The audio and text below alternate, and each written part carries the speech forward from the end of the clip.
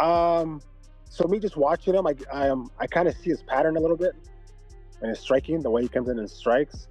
Um, I think John sees it too. I think with that, just because again, he studies, man. He does his homework. You know, he's a master at this. Um, he analyzes things. He studies you over and over again. Um, I think just for that reason, he's gonna know what to do. So I don't think he beats John. No. Cain Velasquez has just shared his insights on Jon Jones versus Tom Aspinall, stating that Tom has no chance against Jon Jones. On the other hand, Tom Aspinall said he would never react negatively toward Cain because Cain is one of his favorite fighters ever. He thinks it is really cool that Cain knows who he is and has watched his fights. Aspinall said Cain is an MMA expert, so if he has an opinion, that is okay with him. He explained that he does not worry too much about what people think. This is top-level MMA in the heavyweight division, so it is normal for people to have different opinions, and he respects that. I would never react negatively towards Cain. He's one of my favourite fighters ever. I mean, the fact that he knows that I exist and he's watched my fights is pretty cool to me. Yeah, I mean, listen, he's an MMA expert himself. If he thinks that, that's fine. And you know what? I'm not really hung up on what people think. You know, this is MMA. This is the highest level of MMA in the heavyweight division. Obviously, the opinions are going to be split, and that's absolutely fine. Like, I respect his opinion. However, Cain Velasquez said that after watching Tom Aspinall, he noticed a pattern in the way he strikes and comes forward. He believes Jon Jones sees it too. Cain explained that Jon is someone who studies a lot, does his homework, and is a master of the sport. He said Jon analyzes his opponents over and over again, so because of that, he thinks Jon will know what to do. Cain doesn't believe Aspinall would beat Jon Jones. So me just watching him, I kind of see his pattern a little bit, and his striking, the way he comes in and strikes. I think John sees it too.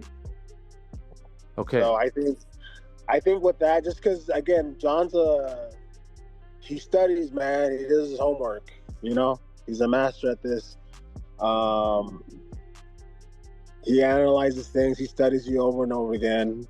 I think just for that reason, he's gonna know what to do. So I don't think he beats John. No. Cain Velasquez further said that every fighter has a pattern, but some are better at hiding it than others. He explained that Tom Aspinall has a striking pattern that is a bit easier to spot when he comes forward. Cain said it is important to disguise patterns by using fakes, but when Tom attacks, he goes all in. He glides or lunges in with full effort. Cain admitted that this style has worked well for Tom, and he has achieved a lot with it, so he is not taking anything away from him. However, Cain believes that because Jon Jones is the kind of fighter who studies his opponents carefully, he would be able to read that pattern and beat Tom because of it. Everybody has a pattern, right? Okay. Everybody has a fight pattern. Yeah. And then some people disguise it better than others. The simple fact is the way Tom, the way that he comes in and fights, he doesn't have a pattern that's somewhat easier Wow. to find when he comes in and strikes. And I think you know what we're talking about. Yeah. So, you know, a lot of things come with that. It's disguising your pattern. It's, you know, throwing fakes here and there before. But when he comes to attacks, he comes in and attacks. It's 100% full go. You know, he comes in, glides in, lunges in, and does his attack. Again, not that it's not effective. It is. You know, he's done great things with it. I mean, look where he's at now. Not taking anything away from him. No, he is. But I think with the type of guy that Jon Jones is, I think he studies him and he beats him because of that. Tom Aspinall replied by saying that everyone has a pattern, but pointed out that his average fight time in the UFC is only 2 minutes and 2 seconds, which is the shortest in history. He said if someone can pick up patterns from such short fights, that is impressive. However, he believes anyone who thinks they fully understand his game based on just a couple of minutes is in for a surprise. He explained that he has only shown about 10% of what he can actually do, and there is a lot more that people have not seen yet. Everyone's got a pattern. Everyone's got a pattern, but I think that Talking about a guy whose average fight time is 2 minutes and 2 seconds in the UFC, the shortest average fight time ever. If you can pick up patterns from that, you're pretty good, man. You're pretty good. And I think that for him to be able to see that, that's impressive. But the people that think they've seen my game with an average fight time of 2 minutes and 2 seconds, they're going to have a surprise coming their way, man, because I've shown probably 10% of what I can actually do. And for people to go out there and think that they know what they're watching when they've seen me fight for 2 minutes, there's a lot more there to show. However, Cain Velasquez lastly said that Tom Aspinall has been doing great and is clearly an amazing fighter, being the champion of the world and beating tough opponents to get there. He agreed with the observations about Tom's body type, movement, speed, striking, and strength, saying it is all very impressive. Cain added that, for him, it always comes down to the matchups, which are what make everything interesting. He finished by saying that he thinks what Tom is doing is great. What he's been doing, great, obviously, you know, champion of the world, amazing, you know, he's beaten some tough guys to get there. I see what you're saying as far as like the body type, the movement, the speed, you know, the striking, the strength that he has. So it's great, man. Just great stuff. And you know, for me, it's obviously it's the matchups. You know, like the matchups was what makes everything interesting. So I think it's great what he's doing. Moreover, Gable Steveson said he sees Tom Aspinall as a strong interim champion who has earned the spotlight he's getting. He mentioned the ongoing discussions about a potential matchup between Tom and Jon Jones, but in his opinion, Jon is still the real undisputed champion. Gable said he'll keep believing that until someone steps in and proves him wrong. If Tom isn't the one to do it, then it will be up to another fighter. For now, he firmly views Jon Jones as the top champion in the division. Well, you're a big guy. What do you think about Tom Aspinall? What do I think about Tom Aspinall? Man, I think Tom's a great interim champion. He's a really great interim champion, and there's a lot of buzz about him right now, about him in the Jon Jones situation. But I feel that Jon has been undisputed this whole time, and I'll stand by that forever until someone else tries to do something about it. And if it's not Tom, then someone else can try too. So Jon is definitely undisputed right now by far. Gable Steveson also showed respect for Tom Aspinall, praising his drive to secure a fight with Jon Jones. Still, he said it is not fair to make judgments until Jones is back in the octagon. He pointed out that Jon has stayed at the top for almost 20 years, which is something no one else has done. Steveson shared his frustration that many younger fans seem to forget Jon's legacy, including wins over legends like Shogun Rua, Lyoto Machida, Rashad Evans, Rampage Jackson, and Daniel Cormier. He admitted that there has been controversy around Jones, but reminded people that Cormier's only losses were to Jon, which shows how dominant and unmatched Jones has been in the sport. I like Tom in the sense of Tom's a go-getter and he's trying to fight for what's right and trying to get the Jon Jones fight, and I applaud that. But until further notice, until Jon steps in the cage, I feel like we really can't say nothing. I mean, it's been what, 20 years? 20 years he's been on top. No one's done that. No one. So, and we're in a new generation of social media that kids haven't recognized Jon's past of being that great. So it bothers me because growing up, I'm watching UFC and I'm watching Jon take care of business when I'm 9 and 10 years old, 11 years old, and now we got a new generation of teenagers that are just like, oh, but we're gonna forget about Jon beating Shogun. We're gonna forget about Jon beating Machida. We're gonna forget about Jon beating Evans and Rampage and everybody else. And Cormier, Sonnen, Cormier twice. Oh, he pissed dirty, they say. Cormier's only losses are to the best guys in their weight class, like forever best guys. And so you can't discredit it. You can't. So And do I like Tom? I think Tom's cool, but Georges St-Pierre talked about John Jones's legacy, suggesting that he could be the greatest fighter ever. He shared that if he had to choose one fighter in their prime to represent MMA in a hand-to-hand fight, it would be John Jones. St-Pierre admitted it's tough to dispute Jones's greatness, but also reminded that time eventually affects everyone. You talk about legacy, like John Jones, it's probably the best fighter that ever lives. Talk about, if I have to choose someone in his prime that I put in the Coliseum hand to hand, I think it would be John Jones. It's hard to deny that. St-Pierre also gave credit to Tom Aspinall for his strong performances and said it would be exciting to see how their fighting styles clash. He believes Aspinall is driven and eager to prove himself, while it's up to John Jones to decide if he still wants to compete. St-Pierre added that the UFC should offer John a good payout for such a major fight and expressed his hope that it happens. However, nobody beats time, and Tom Aspinall is on a hell of a run now, so it's to see how they get a match. It's hard to say. It's hard to say. As a fan, I want to see this fight. I would like to see this fight, but I think Tom is very hungry, and it's up to John to see if he still wants to do this and if the UFC can compensate him good, because I think he deserves it. So it's going to be a hell of a fight.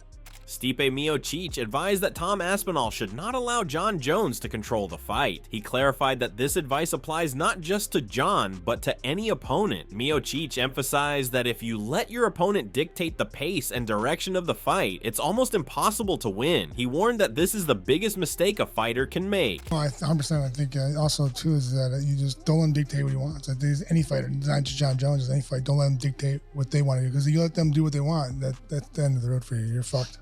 Stipe Miocic praised John Jones as one of the greatest fighters ever, pointing out his intelligence and unpredictable fighting style. He warned Tom Aspinall to avoid making the same mistakes he made against Jones, such as taking damaging shots like a liver shot. Miocic spoke highly of Aspinall's toughness, power, movement, and ability to stay calm under pressure. He believes that if Aspinall remains composed and focused, he has a solid chance of performing well against Jones. And with Jones, he's as good as one of the best of all time. If not the best of all time. He's just smart, real tricky, but with Francis, he always comes with a game plan, but also he's got thunder in his fist. So that's a tough fight. I think John would keep his distance. He do well, get him down to the ground. But if Francis connects, all over. If that matchup does get booked with him and John Jones, what's the best advice you'd give Tom Aspinall? Don't do what I did.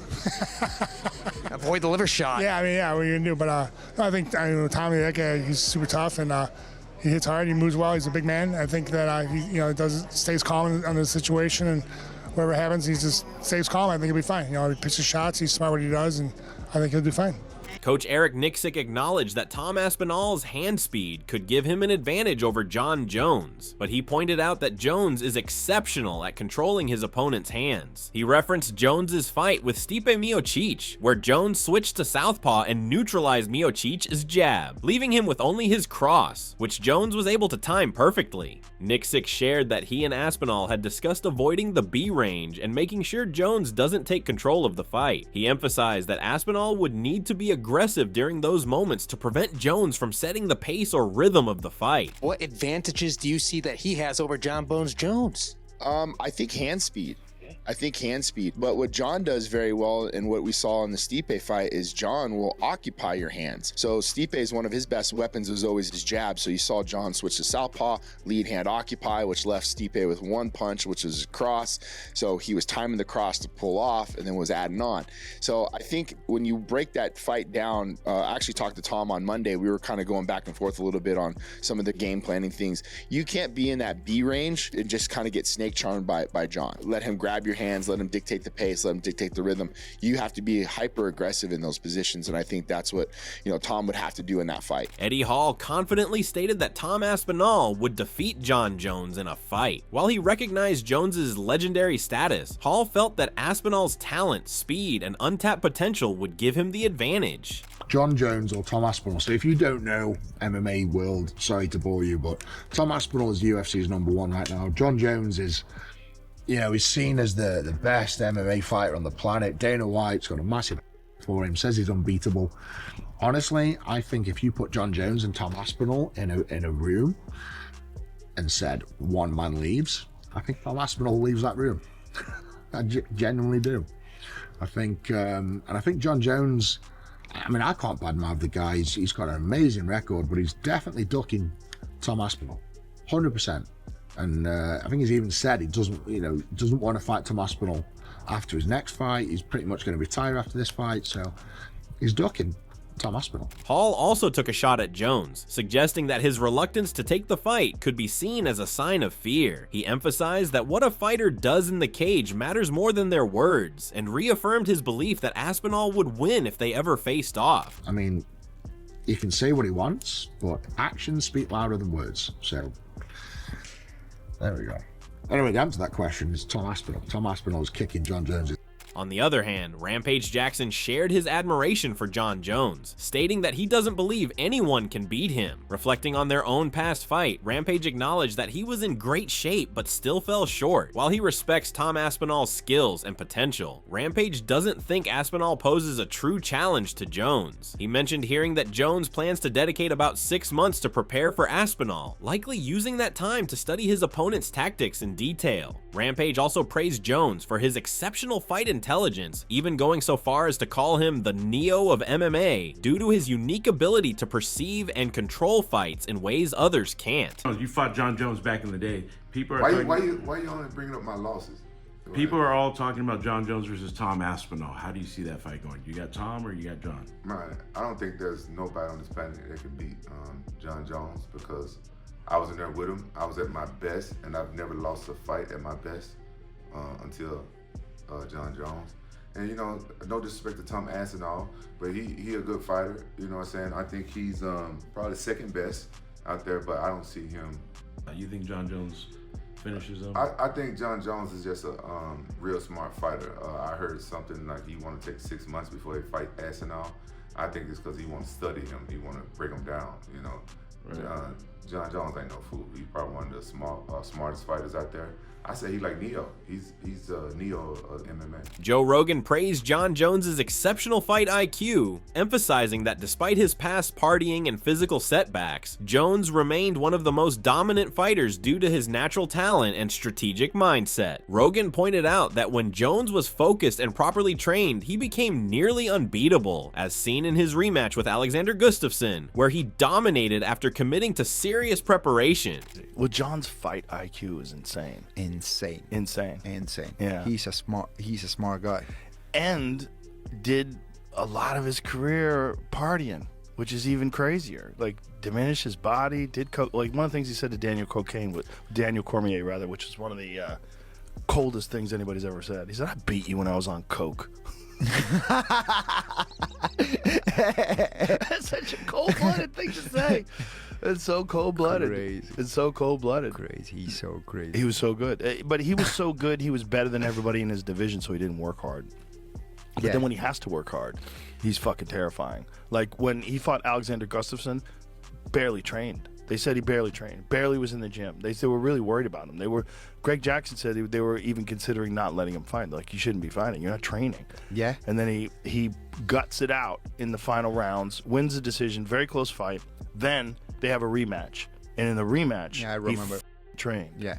And then he just destroyed him in the rematch. The first fight was very competitive. Very the second one, he dominated. Not competitive at all. Rogan firmly believes that when fully dedicated, Jones is a formidable force, solidifying his place as one of the greatest fighters ever. He also warned Tom Aspinall about the difficulties of facing Jones. Despite Aspinall's impressive skills like speed, size, grappling, and knockout power, Rogan noted that Aspinall has yet to experience real adversity in a fight, often finishing opponents early, and cautioned that Jones's experience, resilience, and ability to handle pressure could make the fight much harder for Aspinall than he anticipates. Yeah, when John is focused and John is in shape and training, he's the greatest of all time. I think he fights Aspinall because I think it's going to be a lot of money. It's glory, and look, Aspinall's amazing. He's unbelievable. He's fast as for a heavyweight. He's big. He can grapple, black belt in jiu-jitsu. He's got knockout power, but he's never been in deep water, ever. I don't even know if he's gone to a second round. I don't want to. Joe Rogan also suggested that John Jones could potentially overwhelm Tom Aspinall by taking him to the ground and controlling him, given Jones's superior wrestling skills. He pointed out, however, that no one has really tested Aspinall's stamina in the later rounds, creating uncertainty about how he would perform in the 3rd, 4th, or 5th rounds of a fight. Who knows Yeah, if who John knows? beats him? John might beat him up. Yeah, he could. John might take him down and ragdoll him on the ground, like, you know. John easily could, because we don't know how good John is either. And we also don't know what happens to Tom Aspinall in the 3rd, 4th, and 5th rounds. He's we never have been- zero because idea. no one's gotten there. So what are your thoughts on this? Share your thoughts in the comment section and make sure to subscribe and like if you enjoyed the video.